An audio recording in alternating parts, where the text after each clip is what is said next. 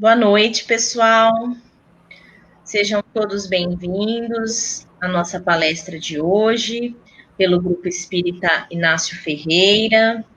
Ontem nós recebemos a notícia, né, através de alguns amigos nossos lá de Uberaba, que completou-se 32 anos da desencarnação do nosso irmão Inácio Ferreira.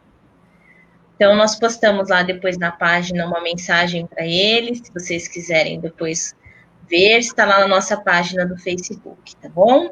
Hoje nós estamos recebendo o nosso irmão Pedro Bonilha, ele vai fazer uma palestra sobre a ciência, né, e André Luiz, espírito conhecido, foi psicografado por Chico Xavier, muito representativo na nossa doutrina, e é o autor daquela coleção A Vida no Mundo Espiritual, né, que nós estudamos geralmente nos centros espíritas. Pedro, boa noite, seja bem-vindo, viu? Boa noite, Isabela. Boa noite a você, boa noite a todos que nos ouvem e nos assistem. Sou muito grato pelo convite que me foi formulado. Muito obrigado. Imagina, nós é que agradecemos a sua presença. Pessoal, se quiserem compartilhar com os amigos e os grupos espíritas que vocês fazem parte aí na internet, fiquem à vontade, tá bem? Hoje nós vamos ouvir uma palestra a respeito da ciência em André Luiz, tá? Eu vou fazer a leitura de uma mensagem, né, uma mensagem edificante do livro Fonte Viva, para dar tempo de vocês compartilharem, irem serenando os seus corações, o pensamento, para nós aproveitarmos, então, os conhecimentos que o nosso amigo Pedro nos trouxe. A mensagem do item 158 do livro Fonte Viva. Na ausência do amor. Mas aquele que aborrece a seu irmão está em trevas, e anda em trevas, e não sabe para onde deva ir, porque as trevas lhe cegaram os olhos. João, capítulo 2, versículo 11. Se não sabes cultivar a verdadeira fraternidade, serás atacado fatalmente pelo pessimismo, tanto quanto a terra seca sofrerá o acúmulo de pó. Roda aquele que se recolhe à intransigência. Os companheiros que fogem às tarefas do amor são profundamente tristes pelo fel de intolerância com que se alimentam. Convidados ao esforço de equipe, asseveram que os homens respiram em bancarrota moral. Trazidos ao culto da fé, supõem reconhecer em toda parte a maldade e a desilusão. Chamados à caridade, consideram os irmãos de sofrimento inimigos prováveis, afastando-se irritadiços. Impelidos a essa ou àquela manifestação de contentamento, recuam desencantados, crendo surpreender maldade e lama nas menores exteriorizações de beleza festiva. Caminham no mundo entre a amargura e a desconfiança. Não há carinho que lhes baste, vampirizam criaturas por onde estagiam, chorando, reclamando, lamentando. Não possuem rumo certo. Declaram-se expulsos da sociedade e da família. É que, incapazes do amor ao próximo, jornadeiam pela terra sob o pesado nevoeiro do egoísmo que nos detém tão somente no círculo estreito das nossas necessidades, sem qualquer expressão de respeito para com as necessidades alheias.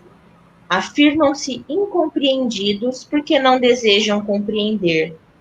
Ausentes do amor, ressecam a máquina da vida, perdendo visão espiritual. Impermeáveis ao bem, fazem-se representantes do mal. Se o pessimismo começa a abeirar-te o teu espírito, recolhe-te à oração. Pede ao Senhor te multiplique as forças, na resistência ante o assalto das trevas. Aprendamos a viver com todos, tolerando, para que sejamos tolerados, ajudando, para que sejamos ajudados, e o amor nos fará viver, prestimosos e otimistas, no clima luminoso em que a luta e o trabalho são as bênçãos de esperança. Então, uma mensagem muito bonita, né? E muito condizente com a nossa época, que é a ideia de praticarmos mais o amor ao próximo, aos necessitados, né? E isso é muito mais importante para nós do que para essas pessoas que são auxiliadas, né, Pedro? Exatamente. Uma boa noite, uma ótima palestra para você, tá, Pedro? Muito obrigado. Senhoras e senhores, moços e moças, louvado seja Deus nosso Pai, o Criador, e louvado seja Jesus, o nosso Mestre, que nos permite este encontro virtual, reunidos pelo pensamento no Grupo Espírita Inácio Ferreira, nas terras de Araraquara. Aqui temos o Chico Xavier, o saudoso e querido Chico Xavier. Mas o tema da nossa palestra é na ciência de André Luiz. Ora, vamos abordar alguns aspectos dos livros por ele psicografados, ou escritos e psicografados pelo Chico Xavier, para mostrar que André Luiz se antecipou à ciência em décadas, né? E para isso, nós precisamos de lembrar do saudoso professor... Opa, cadê a minha imagem?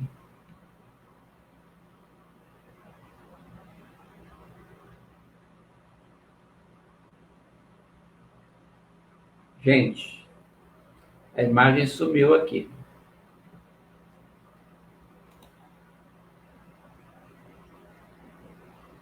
Deixa eu ver onde eu conserto isso.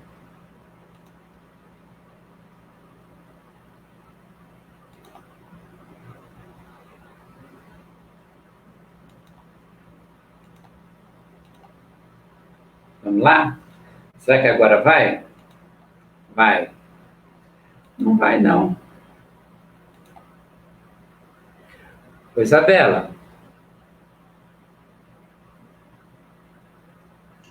Oi, Pedro. A minha imagem está sumindo aqui. O que será que acontece? Na hora que eu vou mudar, ela Aqui nessa setinha embaixo, você não consegue avançar para a direita? Avanço. Deixa eu só Ver se ver dá aqui certo. de novo. Aí. Então, tá. Isso mesmo. Então, retornando ao que estávamos falando, precisamos considerar que a obra de André Luiz é simplesmente extraordinária, né? Extraordinária. E nós vamos, para dar início das nossas considerações, lembrar do saudoso professor doutor Hernani Guimarães Andrade, fundador do Instituto Brasileiro de Pesquisas Psicobiofísicas. O Dr. Hernani foi um dos mais célebres cientistas espírita que podemos conhecer. Desenvolveu uma série de trabalhos dentro da ciência, vinculando ao espiritismo, que são realmente muito significativos. E o Dr. Hernani disse certa vez assim: as obras do espírito André Luiz, psicografadas por Francisco Cândido Xavier, serão, futuramente, objeto de estudo sério e efetivo nas maiores universidades do mundo e consideradas como a mais perfeita informação acerca da natureza do homem e da sua vida após a morte. Ora, Dr. Hernani proferiu essas palavras em se referindo a André Luiz e Chico Xavier, e nós, naturalmente, temos que considerá-lo, porque é um homem extremamente culto, escreveu vários livros, né? Entre eles, a Teoria Corpuscular do Espírito, Matéria Psi, Psiquântico. Dr. Hernani Guimarães Andrade, de fato, foi um homem extraordinário. E ele afirmou categoricamente que as obras de Chico Xavier, de André Luiz, psicografadas por Chico Xavier, seriam, no futuro, objeto de estudo nas mais importantes universidades. E isso começou a acontecer. No ano de 2002, né, a Universidade Santa Cecília de Santos foi a primeira a inserir um curso de extensão universitária vinculado à saúde e espiritualidade. No ano de 2004, disciplina de saúde e espiritualidade passou a fazer parte da grade curricular da Faculdade do Ceará, a Faculdade de Medicina do Ceará. Isso em 2004. Em 2005, então, saúde e espiritualidade foi disciplina optativa, não era obrigatória, mas estava lá, da Faculdade de Medicina da Universidade do Triângulo Mineiro.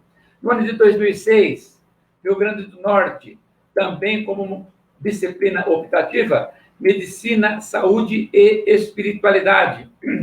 Em 2007, simpósio de saúde e espiritualidade na Faculdade Paulista de Medicina, né, da Universidade Federal de São Paulo, através do núcleo universitário, foi realizado este simpósio.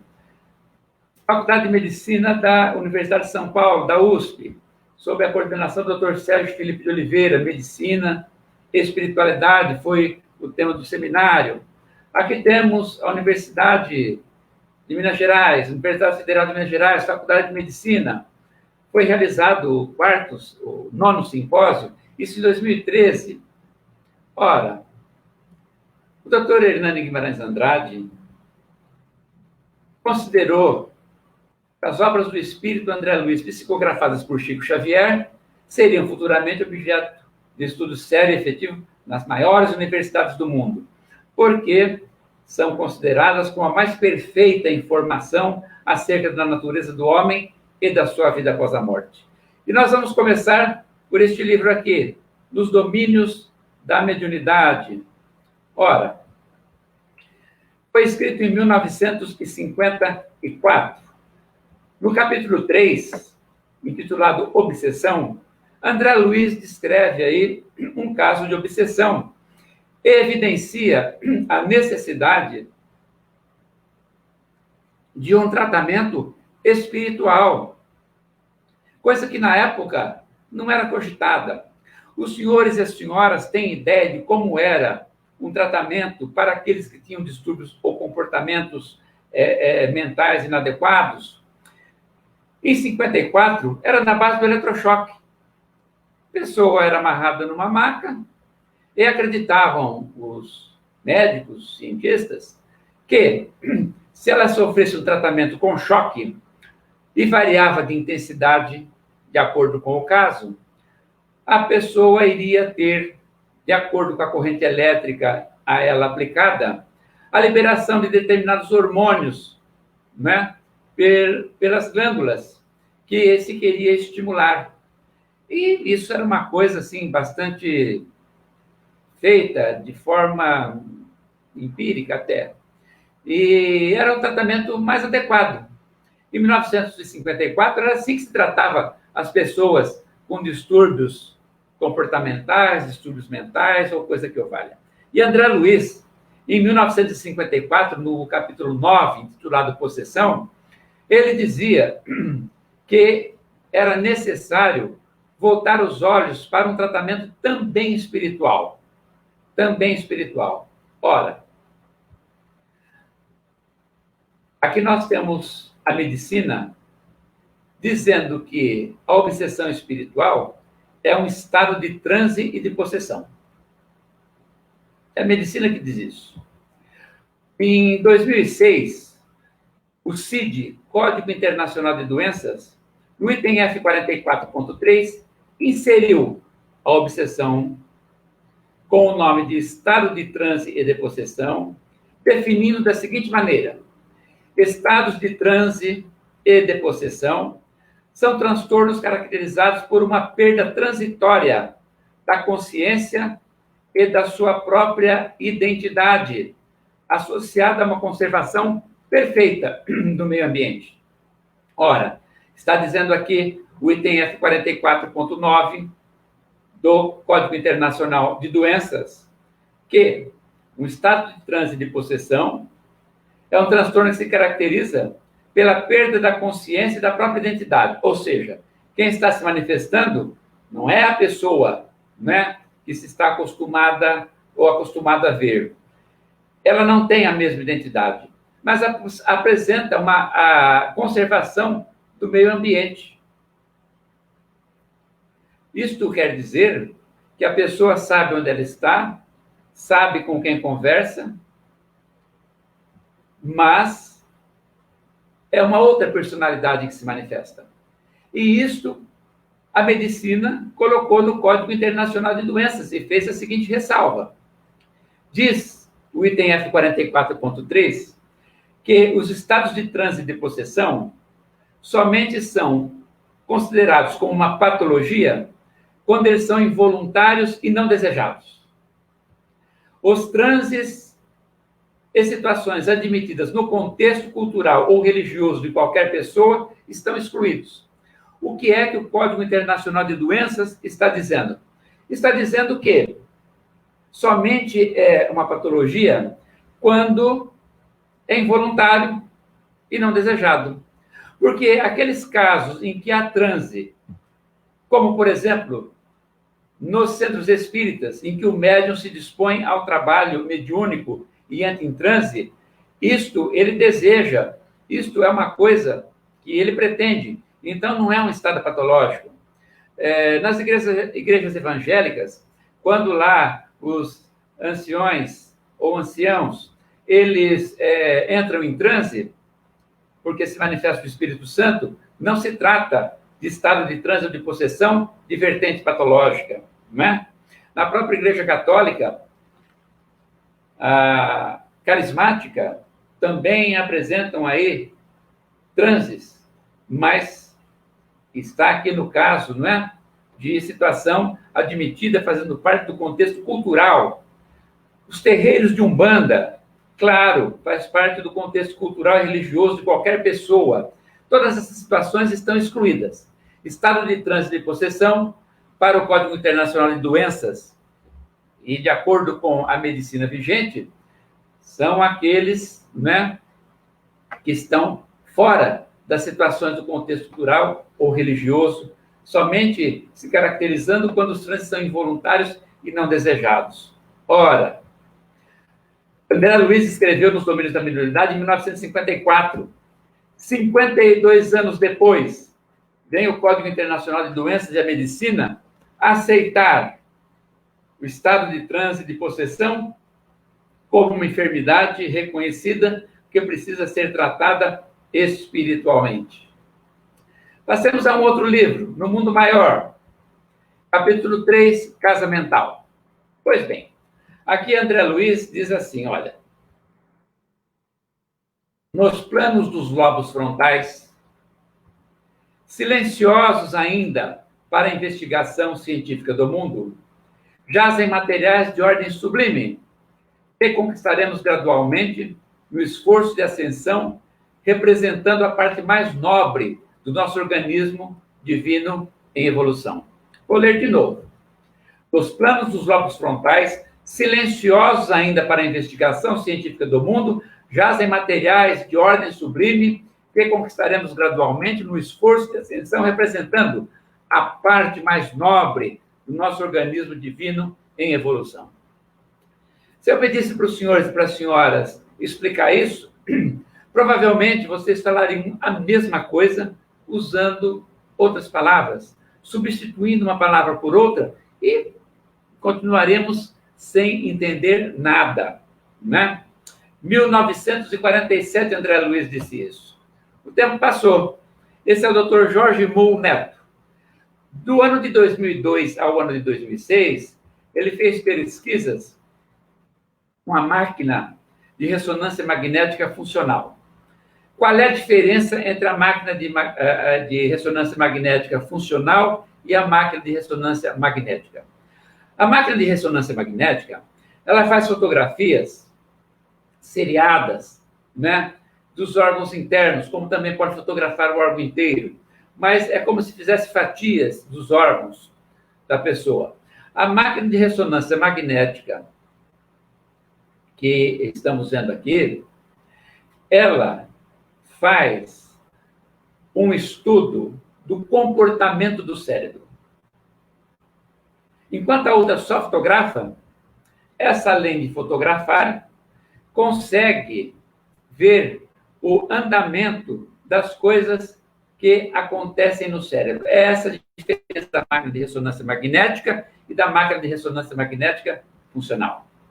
Pois bem, nós temos aqui uma região do cérebro que tanto os senhores e as senhoras estão vendo que aqui tem uma parte ativa, né?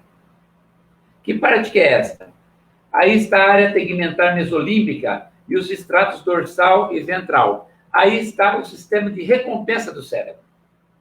É claro que isso, ninguém precisa de ficar se preocupando em guardar esses nomes. Isso é só para que a gente possa entrar no assunto e nos fazermos compreender dentro do que vamos falar da obra de André Luiz.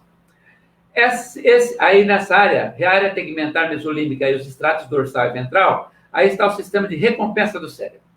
Então, por exemplo, quando a gente come um chocolate, esta área aqui é ativada, a gente tem uma sensação boa, uma sensação prazerosa. E o sistema de recompensa do cérebro diz para nós que nós devemos repetir a experiência, comer chocolate outra vez. Quando nós temos um momento de intimidade máxima, ou seja, de uma relação sexual, claro que esta área é ativada, não é? Nós temos um bem-estar, uma sensação de felicidade, e o sistema de recompensa do cérebro diz para nós que nós devemos repetir o ato. Em outra ocasião, quando a pessoa experimenta uma droga qualquer, essa área aqui é estimulada, ela tem uma sensação de bem-estar, de felicidade, e o sistema de recompensa do cérebro vai, sem dúvida alguma, pedir para que a experiência se repita. E fazemos aqui a ressalva, dizendo que, diferentemente dos dois primeiros exemplos, o uso da droga é extremamente prejudicial, com sérias consequências de ordem orgânica e psíquica, e é um absurdo que se queira legalizar a maconha no nosso país. Mas, enfim, não é esse o nosso assunto de hoje. Mas é o que acontece nesta região. Pois bem, o Dr. Jorge Muhl Neto resolveu fazer experiências nesse período que eu citei, de 2002 a 2006, e ele, atendendo os seus clientes, os colocando na máquina para os exames, dizia, quando o exame estava finalizando, se as pessoas podiam se submeter a uma pequena experiência, não é? Que ele estava fazendo. E aí, então, a pessoa concordava ou ficava em dúvida, ele dizia assim, olha, só a título de premiação, se você concordar, nosso laboratório aí, a nossa clínica, vai te presentear com uma nota de R$100, né, para que você possa colaborar conosco. Quando ele falava isso, ele observava que aqui o centro de recompensa do cérebro era ativado. A pessoa ficava contente. Não, vou participar sim. E essa área era profundamente ativada. Então, ele via que ofertar uma nota de R$100 trazia uma felicidade para a pessoa. Ela ficava contente, o sistema de recompensa do cérebro ficava ativo, estas áreas aqui ficavam ativas e ela tinha uma sensação de bem-estar. E assim ele fez com vários pacientes seus, sempre pesquisando com pessoas diferentes, até que um dia ele, para completar a sua experiência, ele dizia para a pessoa que estava na máquina assim, olha, enquanto a máquina processa aí os exames, deixa eu te falar o seguinte, dizer para o seu paciente. Tem uma instituição aqui na cidade que ela está passando por uma situação muito difícil. Eu conheço seus diretores, conheço o trabalho que eles fazem, são pessoas extremamente honestas, extremamente sérias. Você não gostaria de colaborar com a instituição? Pode ser qualquer importância. Mas veja só, olha, desde que isso se faça de boa vontade, né? Porque eles realmente estão precisando. Se você puder, eu tenho certeza que a sua colaboração, seja ela qual for, vai ser muito, mas muito, muito, muito útil para as pessoas. Quando a pessoa falava assim, tá bom, doutor, muito bem, eu concordo. Ele observava o quê? Que era ativada esta área aqui, os lobos frontais do cérebro. Eles eram ativados porque a pessoa liberava uma descarga de dopamina e ela tinha uma sensação de felicidade muito grande. E assim, ele foi fazendo a experiência, né? E constatou com todos que quando eles concordavam de boa mente, com alegria em colaborar e se sentiam úteis com isto, os lobos frontais eram inundados por dopamina e elas tinham uma sensação de felicidade muito grande. Para vocês terem uma ideia, se eu dissesse assim para vocês, olha, todos que estão assistindo a minha palestra, estão me ouvindo, vão receber no final, através da Isabela, uma notinha nova dessas de R$200. Eu sei que muitos dos senhores e das senhoras, se não todos, a maioria, esboçam nesse momento um sorriso e depois perguntariam assim para a Isabela, já marcou outra palestra para ele? Não é?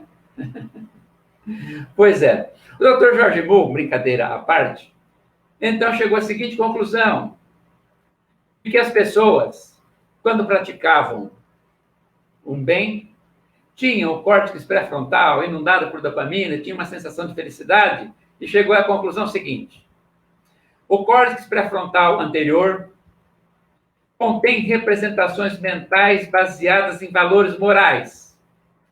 É ativado quando se faz um sacrifício real para uma causa moral.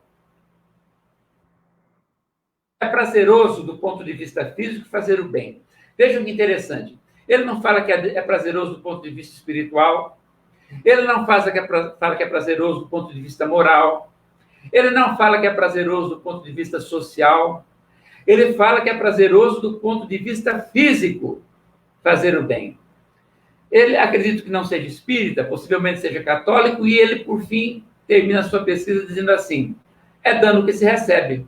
A frase de Francisco de Assis. Ora, isso o Dr. Jorge Bull Neto fez no ano de 2004, estendendo seu trabalho até o ano de 2006.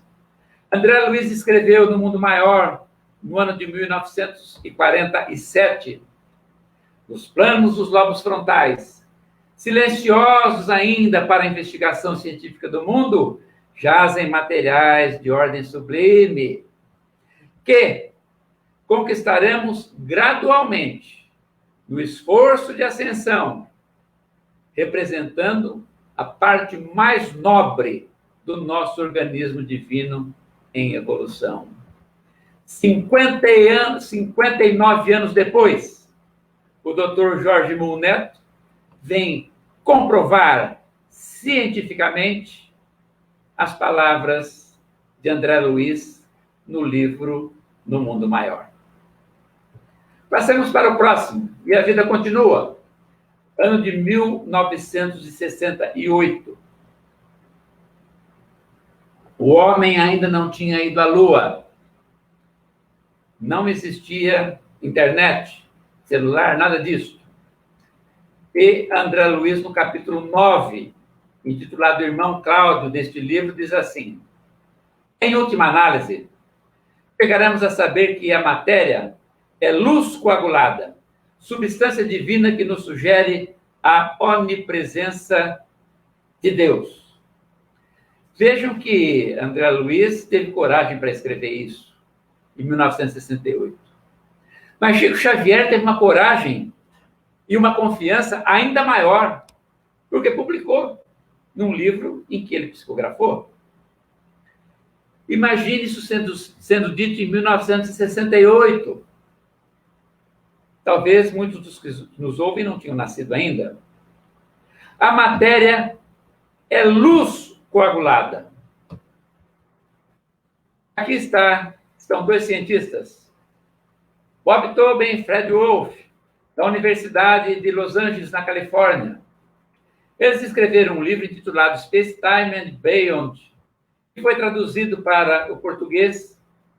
Isso foi em 1975. Foi traduzido para o português com o nome de Espaço, Tempo e Além.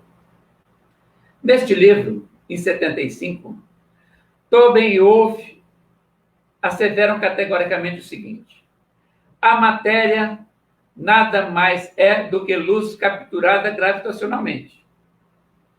Falou a mesma coisa que André Luiz, com palavras diferentes. André Luiz disse que a luz, aliás, que a matéria é luz coagulada. Aqui ele fala que a matéria é luz capturada gravitacionalmente. Usou palavras diferentes para dizer a mesma coisa. Só que eles afirmaram isso, mas não conseguiram provar. E no mundo da ciência, se não há prova, fica-se só na teoria, não existe a validade. O tempo passou. Aqui nós encontramos o Dr. Peter Higgs. O Dr. Peter Higgs fazia, e ainda deve fazer, pesquisas no grande colisor de hadrons. O colisor de hadrons é nada mais, nada menos do que um acelerador de partículas. Este que está na foto, para vocês terem uma ideia, ele está na fronteira da França com a Suíça, 100 metros abaixo no solo. E ele é circular, tendo 27 quilômetros de comprimento. Este aparelho, o colisor de hadrons, ou acelerador de partícula, é usado para pesquisas em que as pessoas, para estudar o átomo e as suas partículas, colocam substâncias aí dentro e, através de placas eletromagnéticas, aceleram essas partículas o máximo que podem, tentando aproximá-las de uma velocidade extraordinária, como a da luz. Depois que algumas partículas estão aceleradas, eles invertem a polaridade de outras que começam na mesma velocidade circular em sentido contrário. E quando elas se encontram, elas trombam, batem uma com a outra e se arrebentam. E então eles podem verificar a intimidade delas. Para vocês entenderem, se temos dois carros na rodovia, nós só vemos o automóvel por fora. Mas se eles entram em rota de colisão e se arrebentam, nós vemos aí, então, o volante, vemos o motor, vemos o banco, vemos o que é no porta-mala, coisas assim. O que acontece é que se procura estabelecer, ou procurava se estabelecer, o modelo padrão da matéria ou da partícula. Porque a matéria é composta aí com mais de 60 partículas, que são fundamentais para ela. Mas a coisa não estava ainda completa. Faltava alguma coisa para que eles pudessem estabelecer este modelo com tranquilidade, sem que nada faltasse. E, em decorrência disso, são feitas essas experiências no grande colisor de hadrons. Aí trabalham cerca de 3.000 cientistas das mais diferentes nacionalidades. Pois bem, no dia 4 de julho do ano de 2012, o Dr. Peter Higgs teve o seu dia de glória. Porque num congresso na Europa, ele apresentou o resultado de uma sua pesquisa e apresentou para todos o elemento que ainda não tinha sido descoberto. Um bóson. E foi dado a ele o nome de bóson de Higgs, em homenagem ao cientista, em homenagem ao Dr. Peter. Aqui é claro que nós vemos isso, nem poderia ser diferente, é um desenho para dar a ideia do que ele descobriu. Esses traços, aqui é o momento da colisão, esses traços alaranjados são traços deixados nas chapas fotoelétricas. E todos esses elementos aí, essas partículas, já são partículas conhecidas. Essas, que são alaranjadas ou azuis, eram ainda desconhecidas. E elas é que receberam o nome de bóson de Higgs, em homenagem ao Dr. Peter Higgs. O que é o bóson de Higgs? O bóson de Higgs, vejam bem, vamos devagar para a gente compreender. É um elemento que cria um campo de resistência que desacelera partículas de energia abaixo da velocidade da luz. É um elemento que desacelera as partículas de energia abaixo da velocidade da luz. Essa desaceleração faz com que essa energia adquira massa. Ou seja, a energia adquiriu massa.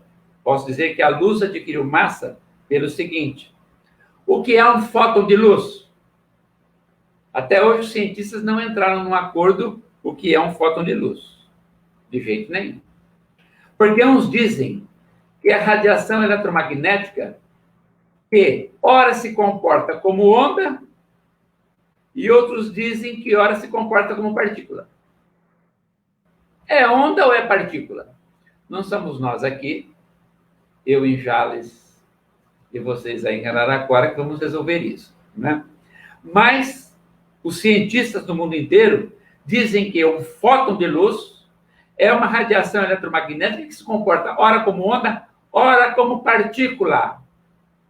O bóson é um elemento que cria um campo que desacelera as partículas de energia abaixo da velocidade da luz. Essa desaceleração faz com que essa energia adquira massa. Aqui é a cidade de Estocolmo. Aqui está a Academia Real das Ciências da Suécia. A academia achou por bem que deveria ser conferido ao Dr. Peter Higgs o Prêmio Nobel de Física pela extraordinária descoberta que ele fez.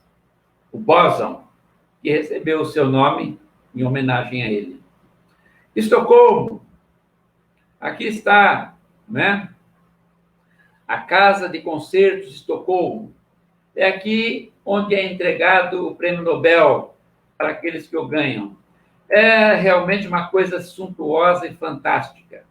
Esta é a sessão de entrega do Prêmio Nobel do Dr. Peter Higgs.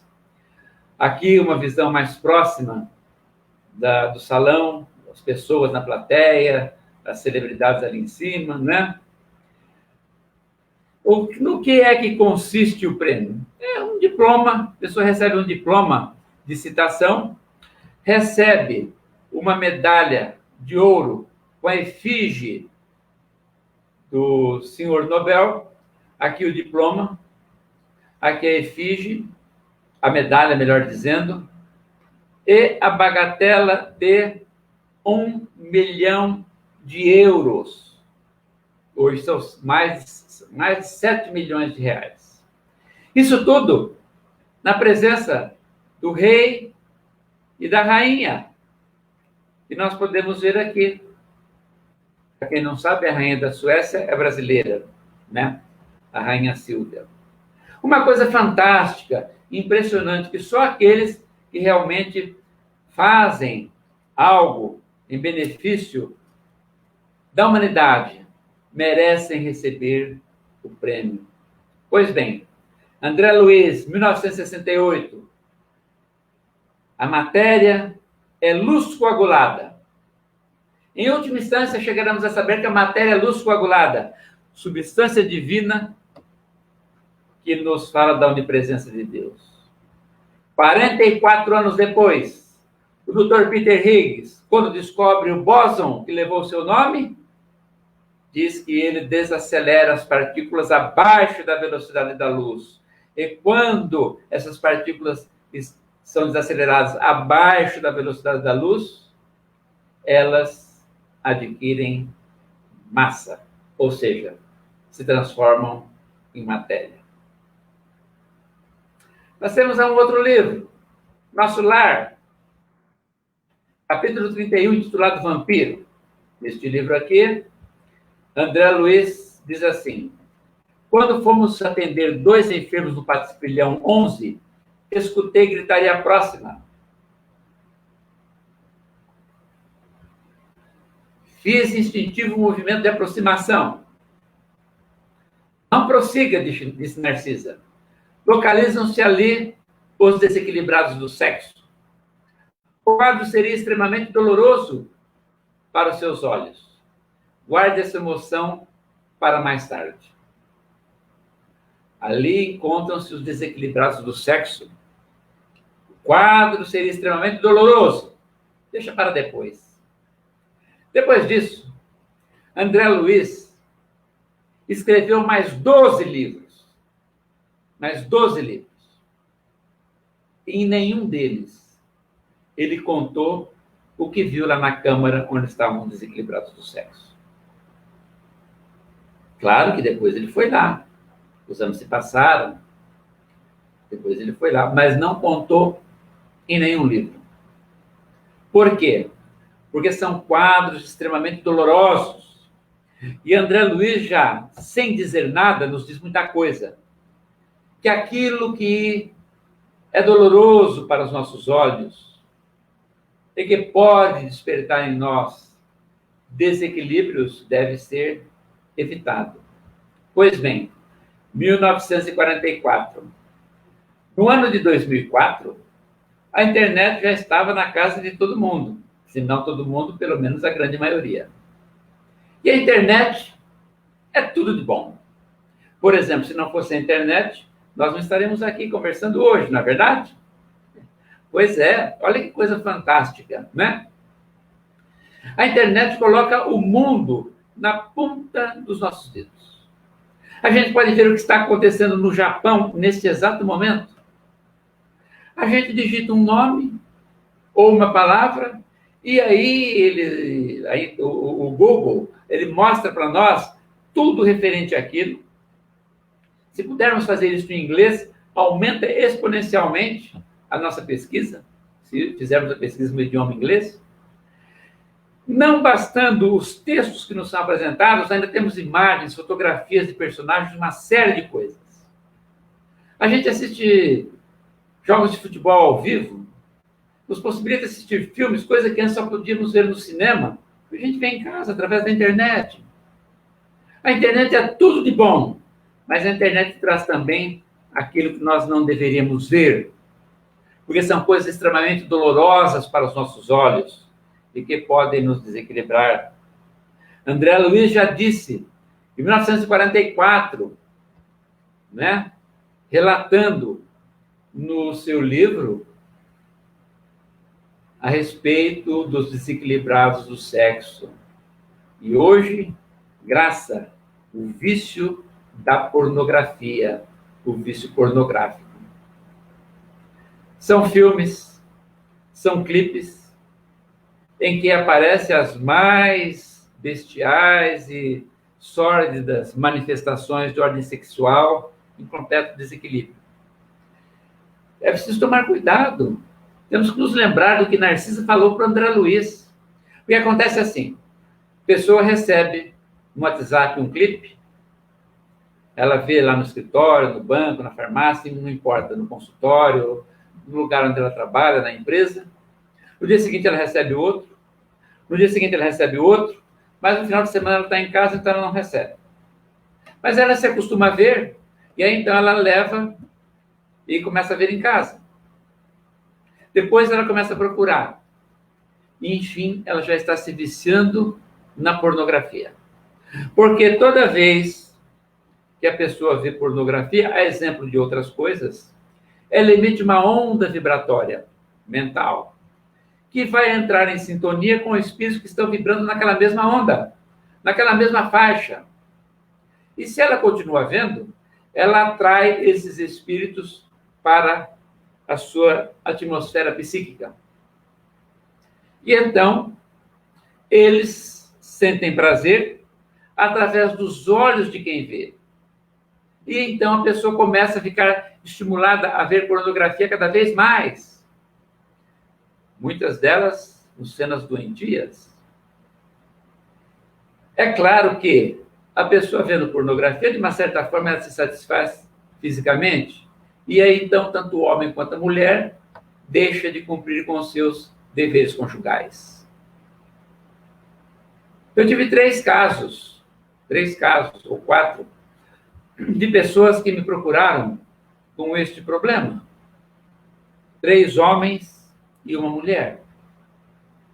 Porque faltavam aos deveres conjugais, o parceiro naturalmente estranhava, começa a surgir o conflito, o espírito começa a coabitar na residência em que a pessoa mora. Cada vez essa pessoa é estimulada a ver mais e cria-se a dependência, que só com muito custo ela vai conseguir se livrar, se libertar. Então, André Luiz, quando não diz nada, está dizendo muita coisa. Está dizendo muita coisa. E é necessário, é preciso que estejamos alertas com isso, né? Ora, em 1944, as cenas são muito dolorosas para os seus olhos, ele escreveu traduzindo ou colocando aí, pontuando as palavras de Narcisa.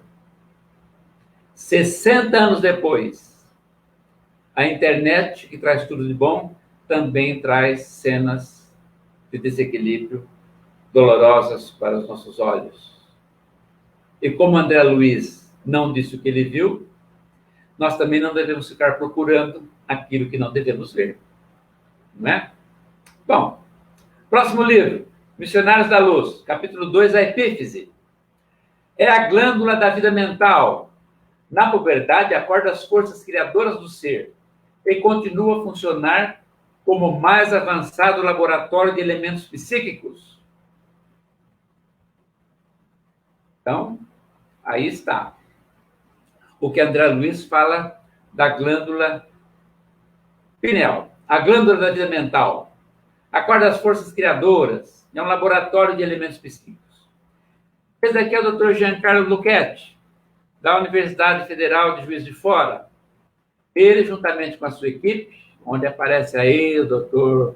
Jorge Dyer, Décio Iandoli, né?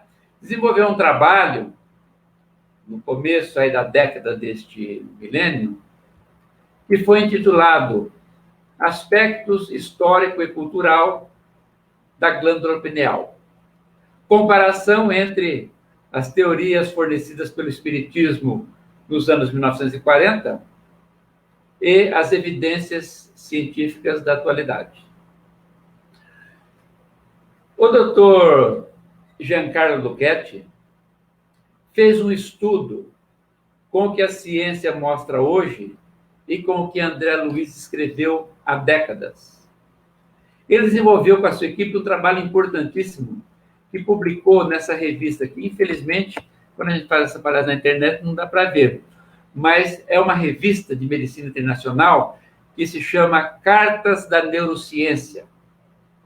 Em 2013, essa Cartas da Neurociência foi fundada, né, por esses 2 cientistas, sendo o primeiro deles indiano, em 1979, ele ficou como presidente desse órgão até o seu falecimento em 97, quando foi substituído pelo Dr. Peter Freiberg.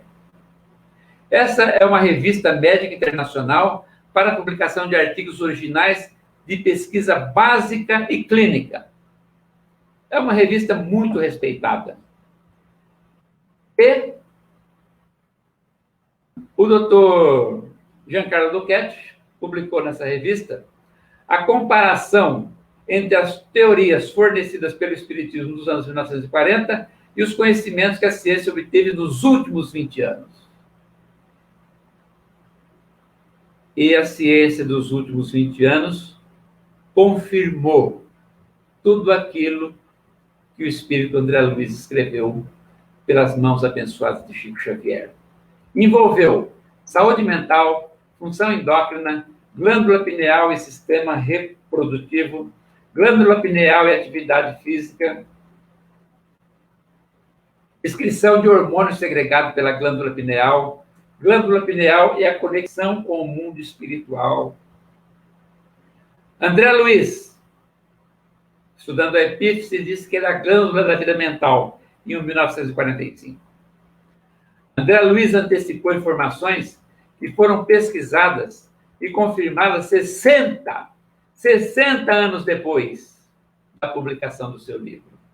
e coube ao Dr. Giancarlo Lucchetti, em 2013, 68 anos depois, consagrar a entrada de André Luiz e Chico Xavier, uma das mais respeitadas bases de dados da literatura médica mundial.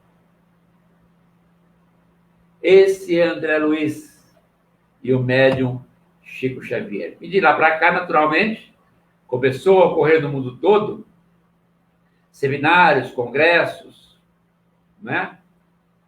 Em que a medicina está associada à espiritualidade. Aqui está onde eu estou grifando, o terceiro Congresso Alemão de Medicina Psíquica. Aqui está, assim, métodos cooperativos de medicina e espiritualidade, novembro de 2010. Vamos seguindo. Segundo Congresso Holandês, vejam o título, Medicina e Espiritualidade. Aqui não dá para ver a data, mas deve ser 2011.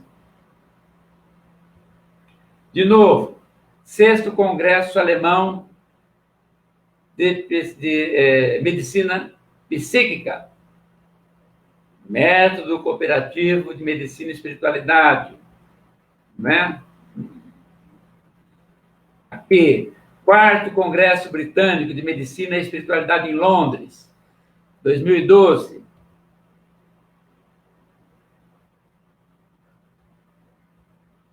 Quinto Congresso Holandês de Medicina e Espiritualidade.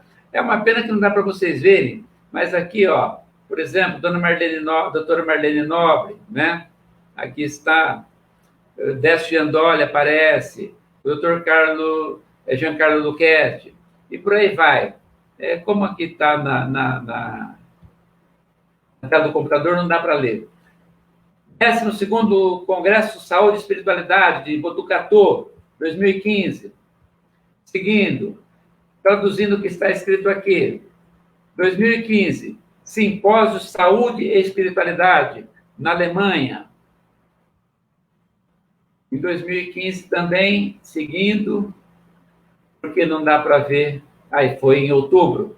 Aqui, terceiro Congresso, ou melhor, quinto Congresso Britânico de Medicina e Espiritualidade, Londres, outubro e novembro de 2015. Vejam que nós colocamos em ordem cronológica, progressiva, né? Aqui esses congressos têm brasileiros, têm estrangeiros, no de Londres sempre tem médicos e cientistas ingleses. Aqui, terceiro simpósio, Medicina, Ciência e Espiritualidade, outubro de 2016. Aqui foi na Áustria, Viena. Aqui, o 9º Congresso Alemão de Medicina e Espiritualidade. Não dá para ver a data, dá sim, 2016. E por aí vai. Aqui, 9º Congresso de Medicina e Espiritualidade. Esse francofone aí está dizendo que esse congresso aqui foi falado em francês. Porque, evidentemente, né, comparecem muitos médicos e cientistas brasileiros, e às vezes de outras nacionalidades também, mas aí, para dar uma ênfase, eles estão falando que o congresso vai ser falado em francês. Isso foi, não é, no ano de 2016, na cidade de Toulouse, na França. 12ª Jornada Portuguesa de Medicina e Espiritualidade. Aqui está Lisboa, 2017. Primeiro Congresso Saúde e Espiritismo, agosto de 2017, em Sorocaba. Sexto Seminário Sul Mineiro, Ciência e Espiritualidade, novembro de 2017. Aqui não deu para ler o nome, mas é numa cidade de Minas Gerais. Sexto Congresso Britânico de Medicina e Espiritualidade, Londres. Também não dá para ver. Quando essa palestra é feita presencialmente, claro que é o projeto na tela, aí todo mundo vê. Aqui tem essa dificuldade, mas não é por isso que nós não vamos atingir o nosso objetivo. Segundo o Simpósio de Medicina, Saúde e Espiritualidade 2018, Santo André, 4 de outubro. E por aí vai. Saúde e Espiritualidade, 15º Congresso de Botucatu, 2018. 10ª Jornada Pernambucana de Saúde e Espiritualidade, 2019, no Recife. Então, temos aqui ainda Simpósio Medicina e Espiritualidade, novembro de 2019, Frankfurt, na Alemanha. 7º Congresso Britânico Medicina e Espiritualidade, Londres, 2019. As pessoas, por certo, não imaginam que o mundo está se voltando, o mundo científico está se voltando para a espiritualidade dentro da medicina, não é? Mas é uma realidade que tornou profética as palavras do saudoso e querido professor Dr. Hernani Guimarães Andrade. As obras de André Luiz, psicografadas por Francisco Cândido Xavier, serão futuramente objeto de estudo sério e efetivo nas maiores universidades do mundo e consideradas como a mais perfeita informação acerca da natureza do homem e da sua vida após a morte. Portanto, as palavras do Dr. Hernani Guimarães Andrade já estão sendo realidade nos dias atuais com muita ênfase. Por isso mesmo, honra e glória ao Espírito André Luiz, honra e glória ao médium Chico Xavier, que fiéis a Allan Kardec e a Nosso Senhor Jesus Cristo, nos trazem informações que descortinam horizontes infinitos, a fim de que possamos viver melhor na Terra. A doutrina espírita é um tesouro de valor incalculável, que nós temos ao nosso lado. E como podemos olhar para ele toda hora, nos acostumamos e não damos a ele o valor que tem. Mas é um tesouro incalculável. Qualquer um dos senhores e das senhoras que conhecem o Espiritismo tem mais conhecimento do que qualquer um dos 12 imperadores romanos, que eram os homens mais poderosos do mundo naquela época. E aqueles que estudam o Espiritismo hoje têm mais conhecimento do que tinha Sócrates. Então nós temos que estudar o Espiritismo, ler as obras de André Luiz, as obras do médium Chico Xavier. Precisamos ter esta cautela para não perdermos o nosso tempo. A doutrina espírita é de um valor incalculável, incalculável. E nós a temos em nossas mãos. Como que fazem os outros povos para estudar o Espiritismo? Quanta dificuldade. E não poderão ler André Luiz, Emmanuel, Chico Xavier no original. E nós podemos fazer isso. Claro que hoje existe um festival de livros, né? Muitos livros. Mas nós devemos ter uma atenção mais do que especial com as obras psicografadas pelo médium Chico Xavier. Que Jesus, nosso Mestre e Senhor, nos abençoe a todos. E que possamos nós, conscientes do momento especial que vivenciamos nesta jornada, com o Espiritismo à nossa disposição, que nós possamos, de fato, aproveitar o tempo, dilatar o nosso conhecimento, vislumbrar horizontes mais amplos. E quando deixarmos o palco do mundo, que possamos deixá-lo melhores do que quando nele nós entramos. Leamos as obras de Chico Xavier, psicografadas por Chico Xavier, as obras de André Luiz, Emmanuel, mais do que ler, vamos estudá-las. Cada vez que lemos uma obra de André Luiz, vislumbramos uma coisa nova. E o espírito do Dr. Inácio Ferreira tem, do seu modo peculiar e característico, desdobrado muitas coisas que estão nos livros de André Luiz. Muitas coisas. que nos livros do André Luiz estão, às vezes, contidas numa frase. O doutor Inácio Ferreira coloca isso em algumas páginas. Então, estudemos, não percamos o nosso tempo. A vida é muito preciosa. Que Deus nos abençoe. E, como eu já disse, que Jesus nos abençoe igualmente, nos ampare. E que possamos todos nós seguir adiante novas perspectivas de renovação íntima e muita paz no coração de todos nós. Muito obrigado.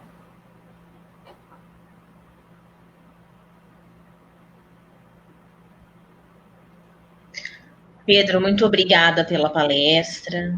Todos nós gostamos muito. São informações importantes, valiosas, que nós temos nas obras de André Luiz e também nas obras do Dr. Inácio Ferreira, né?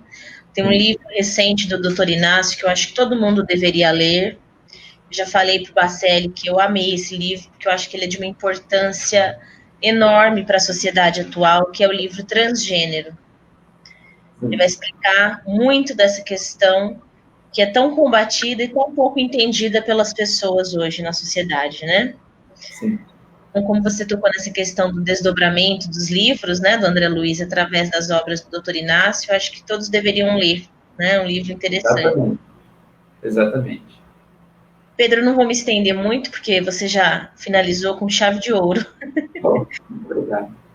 Agradecer a você pelas palavras, pelos ensinamentos, desejar a todos que estiveram com a gente nessa noite, uma noite de muita paz, de muita luz, uma semana na presença do nosso mestre, através da espiritualidade, né, e dos ensinamentos que tem nesses preciosos livros. Boa noite, Pedro. Obrigada. Boa noite a todos. Boa noite, muito obrigado. Muito obrigado a todos. Muito obrigado, Isabela. Fiquem com Deus.